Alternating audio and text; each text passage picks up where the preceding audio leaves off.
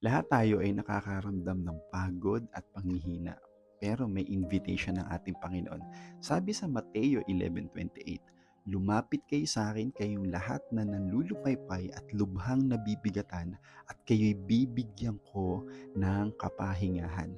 Kaya tayong bigyan ng Diyos ng kapahingahan sa panahon na kailangan natin ito. Sa susunod na verse, ito ang sabi, "Pasanin ninyo ang aking pamatok at matuto kayo sa akin."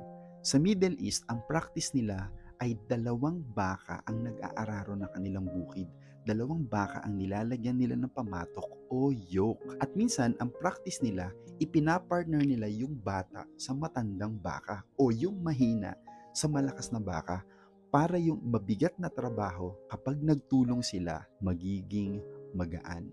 Ang tawag doon is unequally yoked. Pero sa ibang bahagi ng Bible, itinuro ni Apostol Pablo na do not unequally yoked with the unbelievers. Kapag in-apply talaga natin sa kapwa-tao yung unequally yoked, hindi ito mabuti sa atin kasi maraming conflicts ang possible na mangyari. Pero kung ia-apply natin ito sa Panginoon, unequally yoked kasi hindi naman talaga tayo papantay sa Panginoon. Pero magiging mabuti ito para sa atin dahil ang sabi niya, makakaranas tayo ng kapahingahan sa Kanya. Anong dapat natin gawin? Number one, lumapit. Lumapit tayo sa Panginoon sa pamamagitan ng panalangin. Sabihin natin sa Kanya kung ano yung ating mga pinagdaraanan. Pangalawa, pasanin natin ang Kanyang pamatok. Ang inaalok sa atin ng Panginoon ay partnership.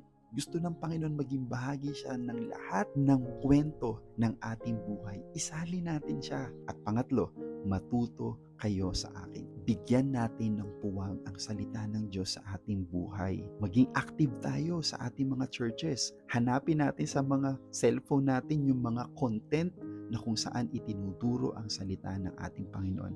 Because the more we hear God's word, the more we know Him. And the more we know Him, the more rest we find in Him.